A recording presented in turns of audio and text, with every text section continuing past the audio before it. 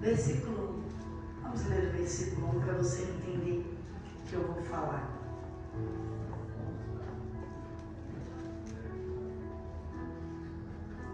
Segunda Samuel, capítulo 11.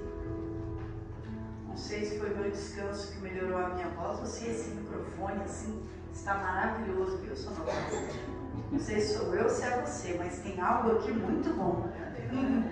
Eu acho que é o sonoplasta. Eu acho que é o sonoplasta. Descanso para a voz faz bem de vez em quando, né? Descanso para a alma também faz bem de vez em quando. Você merece um descanso para a sua alma. É aqui que o Senhor renova as suas forças. É aqui que você encontra motivo para continuar. É aqui. Por isso que você vem. Do jeito que tiver, da forma que for, é aqui que você encontra forças, vida em você mesmo. Porque é Deus que te fortalece. É Deus que te fortalece. Só Deus sabe o tamanho da tua guerra. Só eu não sei. Eu sei um pouquinho do que você fala. Mas a sua guerra é muito maior que tudo isso. 2 Samuel, capítulo 11, versículo 1. Vamos ler? O título na minha Bíblia diz assim: O grande pecado de Davi. E aconteceu que, tendo decorrido um ano no tempo em que os reis saem à guerra, enviou Davi a Joabe, e com ele os seus servos, e a todo Israel. E eles destruíram os filhos de Amon e cercaram a Rabá. Porém Davi ficou em Jerusalém. E aconteceu que numa tarde Davi se levantou do seu leito e andava passeando no terraço da casa real. E viu do terraço uma mulher que se estava lavando, e era esta mulher muito formosa à vista. E mandou Davi indagar quem era aquela mulher. E disseram: porventura não é esta Batseba, filha de Eliã, mulher de Urias o Heteu? Então enviou Davi mensageiros e mandou trazê-la. E ela veio a ele e se deitou com ela, pois já estava purificada da sua imundícia. Então voltou ela para sua casa.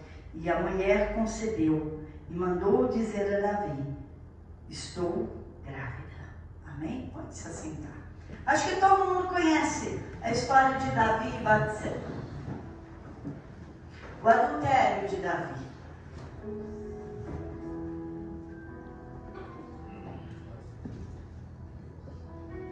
Eu quero, antes de chegar no ponto que nós vamos, falar um pouquinho da história de Davi para vocês. Davi é um homem, ou um menino chamado segundo o coração de Deus. Alguém que o Senhor não encontrou maldade nem injustiça. Alguém que temia ao Senhor. Ele era tão puro que diante da morte Saul perseguia, e por mais de 2 vezes ele não matou a Saul, mas ele amou a Saul muito. Nele não foi encontrado traço de maldade nem de vingança.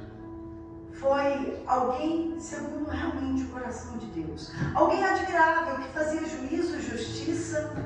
Alguém que não passava por cima dos outros, não queria o mal de ninguém. Alguém que se resguardou de se corromper. De tudo que você olhar, Davi era um exemplo. Davi era alguém que louvava a Deus, alguém que escrevia louvores a Deus, alguém que consultava a Deus antes de fazer qualquer coisa, alguém que orava antes de qualquer atitude. Davi deu todos os seus passos confiando no Senhor e na palavra de Deus. Nem diante da morte e da perseguição ele se entregou. Alguém realmente segundo o coração de Deus e admirável.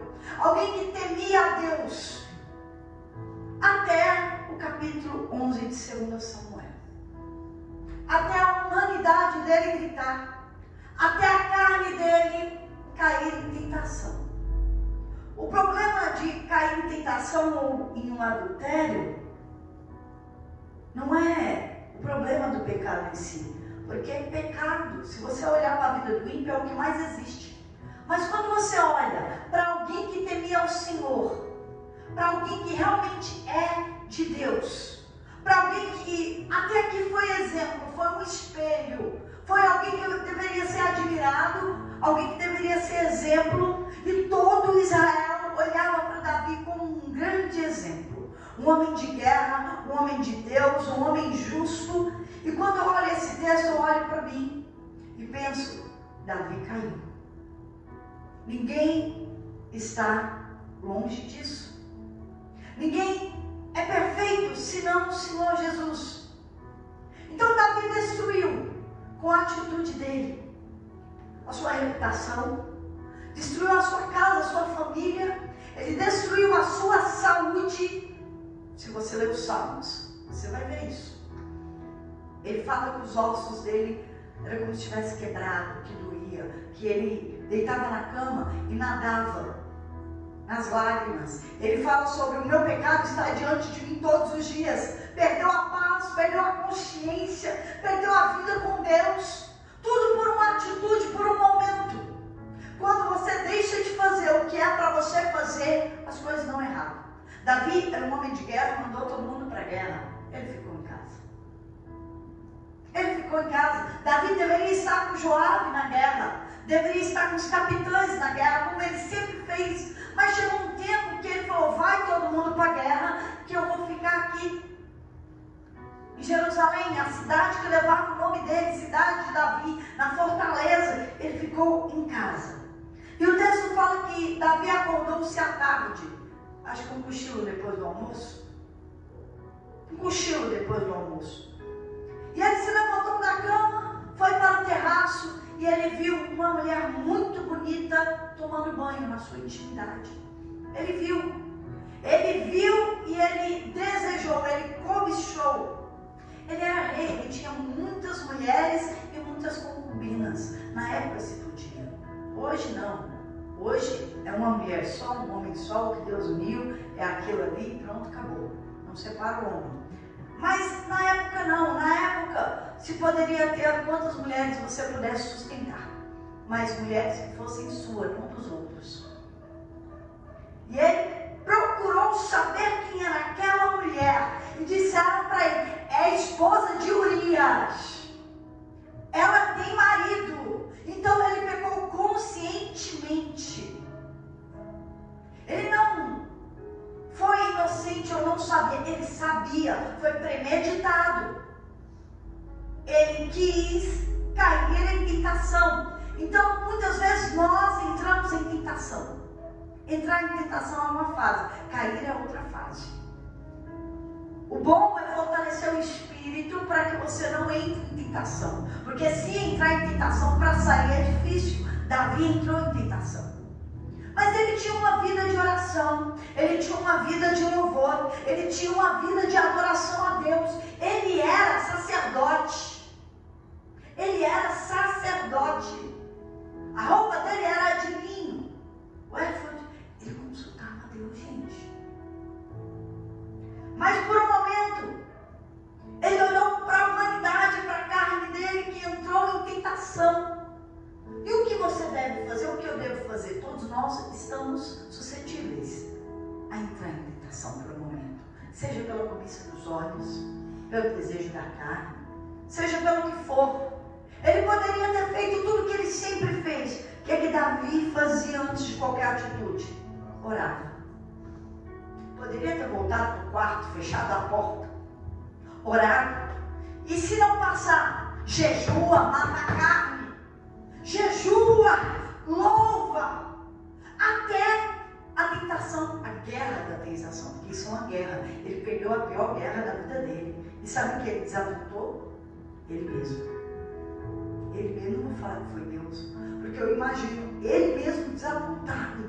Ele mesmo desapontado com o adultério, com o erro dele, por ele não ter orado, por ele não ter buscado. Ele jejuou com Saul.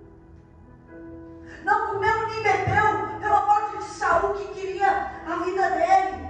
Ele não jejuou para manter a integridade dele. Ele não fez isso. E aí, ele caiu em tentação. Mandou chamar, buscar, sabendo quem é, se deitou com ela e o pecado consumado. Ele cresce, uma hora ele dá luz. dá à luz. Porque fica escondido um período. Uma gravidez é um período. Uma hora a criança vem à luz. Ela nasce. Uma hora o diabo vai falar, não é mais gostoso, agora toma consequência. Vai nascer. Vai ser jogado, aquilo que foi feito em trevas vai ser visto na luz. Então, Batseba mandou dizer, estou grávida. E como um abismo puxa outro abismo, então ele começou a tramar. Manda chamar Urias da guerra, manda ele vir aqui. Aí chegando Urias, ele falou com o marido de Batseba, um soldado fiel, valente. E a fidelidade dele assim, é extrema a Davi, que eu fiquei chocada. Davi nunca teve maldade no seu coração. E o pecado faz isso, ele transforma o caráter. A pessoa perde o caráter, entra a maldade. O diabo entra e começa a tirar o caráter, a bondade da pessoa, tira de dentro dela aquilo que ela tinha de bom. O pecado, ele é rebelião contra Deus, contra o próprio Deus. Então começa a entrar, e entra tudo que vem de ruim. Então ali, Davi começou a maquinar, eu preciso fazer ele deitar com a esposa para falar que o filho é dele. E quando Urias veio, disse assim para ele, descansa um pouquinho, vai para a tua casa. Mas Urias não foi para casa, dormiu na porta do rei, dizendo assim, se os meus amigos e parceiros estão na guerra, por que eu vou para minha casa descansar e me deitar com a minha esposa? Eu vou dormir ao relento com os meus amigos que estão lá. Eu não sou diferente, eu sou fiel aos meus parceiros. E dormiu lá. Então Davi mandou chamar ele, fez um banquete, embebedou ele, ó, faz um pecado aí. Lançou bebida, até que ele ficasse bem alto na bebida e disse, agora vai para a tua casa. O que ele fez? Não foi para casa. Ele dormiu de novo na porta do rei. Então o rei entrou em desespero. E agora? Como é que vai cobrir a minha mentira? Como é que vai cobrir o meu pecado? Com mentiras, e vai tramando, e vai daqui, e vai dali. Então ele chamou o próprio Urias e escreveu uma carta, falando assim, para o capitão Joabe. Na mão do Urias ele mandou a sentença. Escreveu assim, Joabe, coloque Urias na frente da batalha, numa posição onde ele possa ser morto pelos inimigos. Põe ele na infantaria, de frente. Os de frente é para morrer, porque é os de trás, os valorosos especialistas para matar. Então coloca ele na frente, todo mundo sai da peleja e deixa ele morrer. E essa carta foi na mão do próprio Urias. Que maldade é essa? Maldade que ele nunca teve. Ele não era assim. O caráter dele não era esse. O coração dele não era esse. A consciência dele já não tinha mais paz. Estava perturbado pelas mentiras. E agora foi feito o que ele decretou. O próprio Urias levou a carta. Joabe colocou ele na frente. Deram um passo para trás. Morreu Urias. Agora de um adultério, as mentiras, a maquinação do mal, e veio um homicídio. Praticamente, ele mandou matar. Ele mandou matar.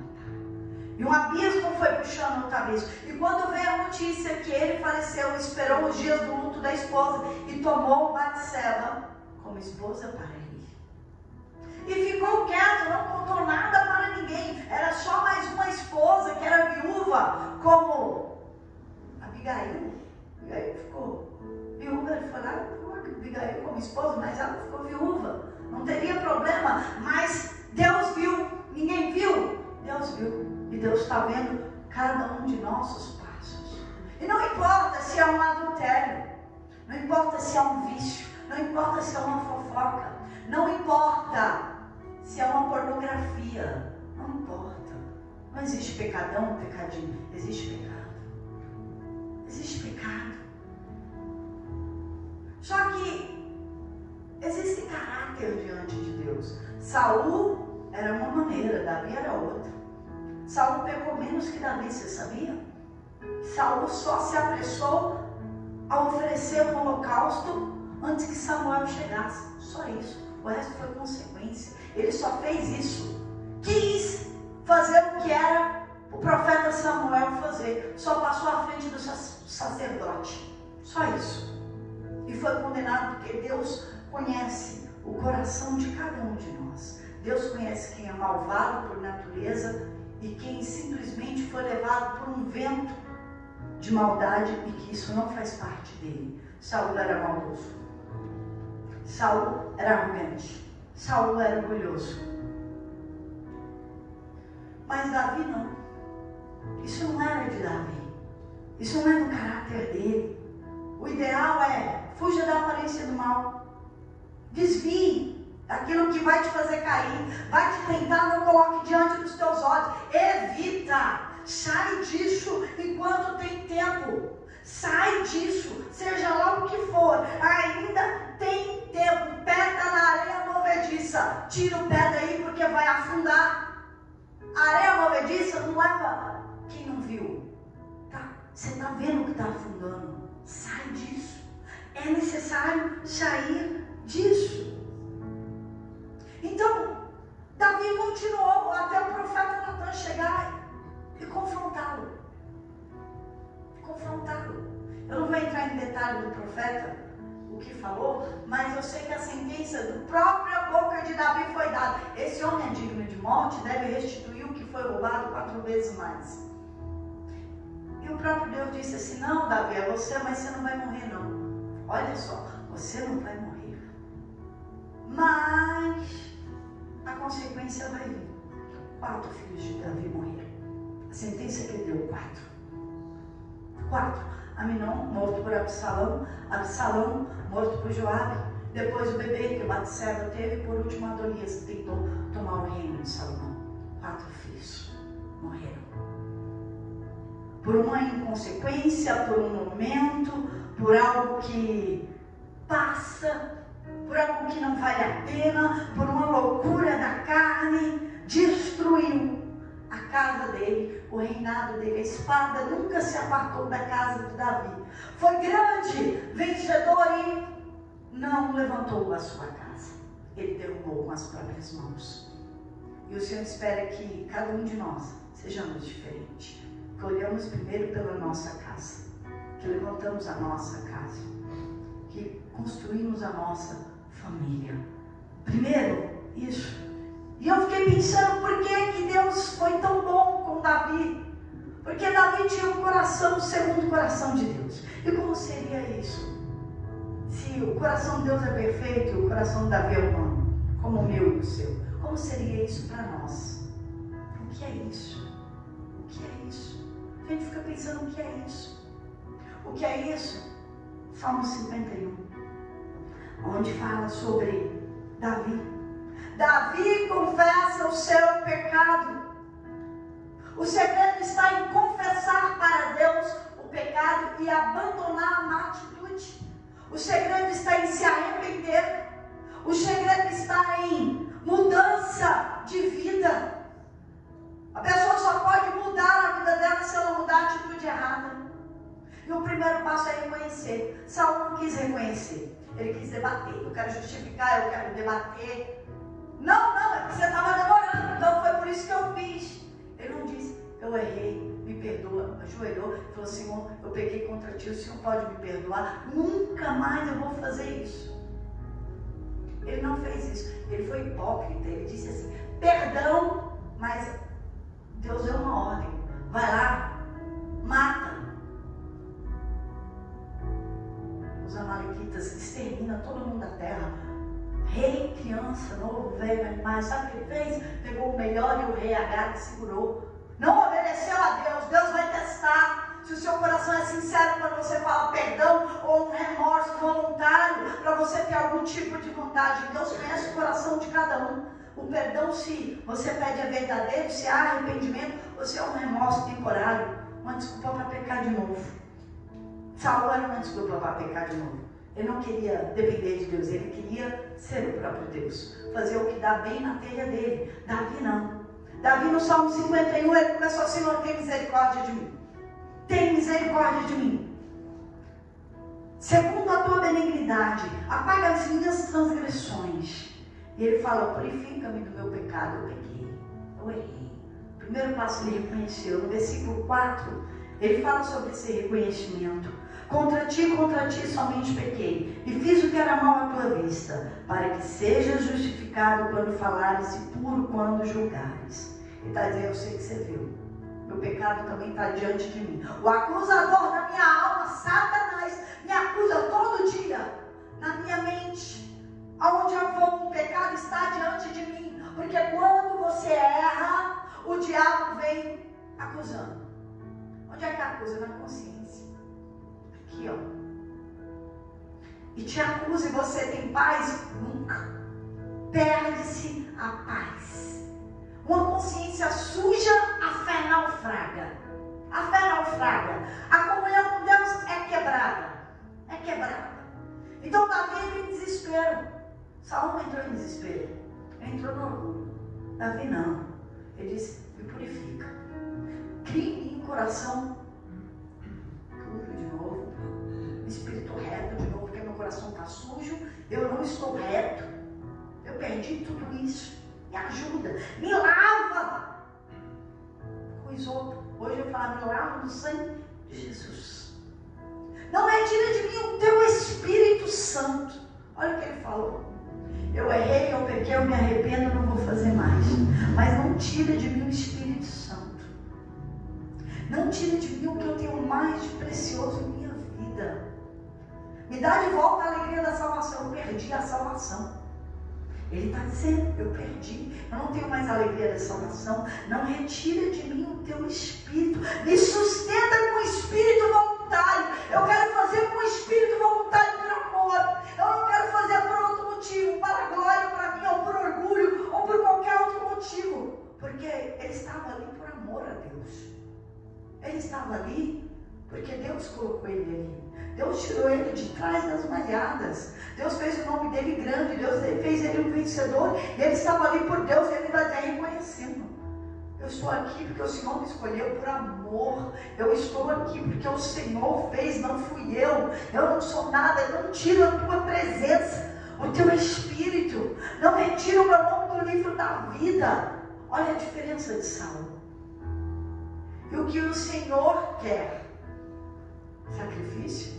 Não, vou sacrificar aqui esses bois, essas ovelhas, disse Saul ao Senhor.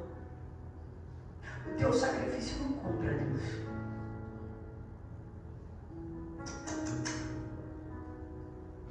Sacrifício de touro. Sacrifício de touro. O obedecer é o melhor que sacrificar, disse Samuel lá atrás para Saul. Disse. E o que Deus quer? Deus quer você, Deus me quer, Deus quer você. Porque todo sacrifício, todo ouro, toda prata, todo esse mundo é dele, foi construído por ele. Ele não quer nada daqui. Nada. O que Deus quer é um coração contrito. Um coração verdadeiro, sincero, uma mudança de atitude. Deus quer que a gente volte para ele em sinceridade, uma oração sincera, com atitudes novas. Davi foi perdoado e eternamente isso foi tirado da conta dele, lá no céu, mas aqui na terra,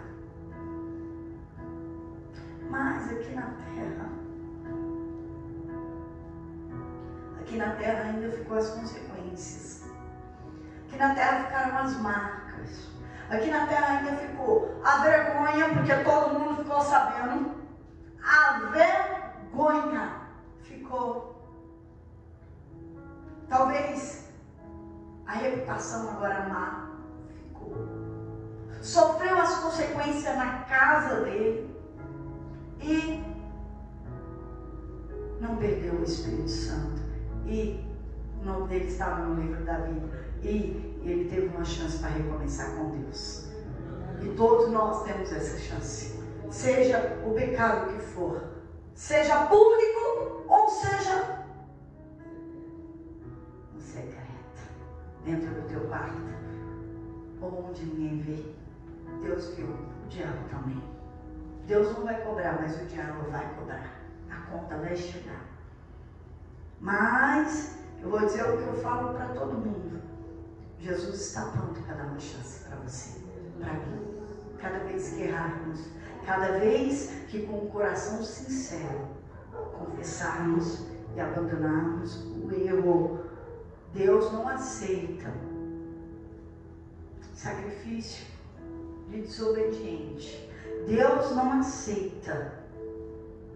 Ele sabe o nosso pensamento e a intenção do coração. Então Ele sabe quando a palavra sair da boca, ou ainda que seja uma palavra interna dita a Deus, que Ele ouve, se é verdade ou se é mentira, se é hipocrisia, se você está falando só para ficar tudo bem por um momento. O Senhor sabe, eu não sei. Meu esposo não sabe, meus filhos não sabem, minha mãe não sabe, meu irmão não sabe. Quem conhece o coração do homem é Deus. Conhecia o coração de Saul e conhecia o coração de Davi. Por isso ele foi chamado segundo o coração de Deus. Não é um coração duro, é um coração ensinável, maleável. E o Senhor está procurando pessoas arrependidas para escrever o nome dela no livro da vida. Senhor, está aqui as tuas pequenas. Não. Sacrificando no teu altar. Senhor, ela se voltou para ti. Há pouco, com o coração, com a mente, com o corpo, alma e espírito. E o sacrifício hoje é depois dela ser o maior sacrifício. Então aceita, Senhor. Porque antes do sacrifício dela, ela é o próprio sacrifício. A oferta é aceita quando você é aceito. E o Senhor te aceitou e aceita a tua oferta. Eu abençoo a tua vida em nome de Jesus. A sua oferta, o teu sacrifício, só é aceito se você for aceito. Você deve ser primeiro a oferta. Depois, o sacrifício, seja o que for que você for fazer para Deus, você é o primeiro sacrifício.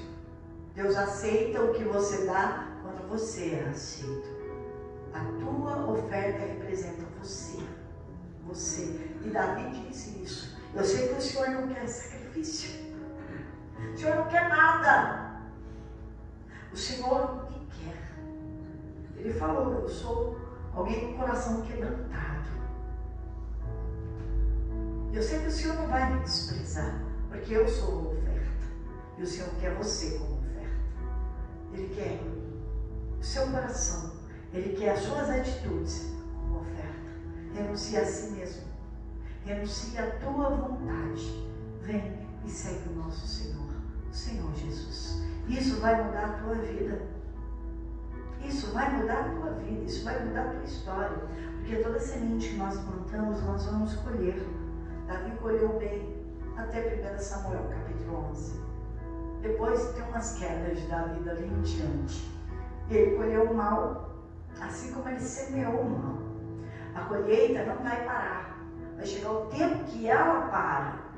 Mas comece a semear agora que é certo. Porque muitas vezes perguntam assim para mim: pastora, por que isso está acontecendo? Por que isso está acontecendo? Eu tenho que olhar lá atrás.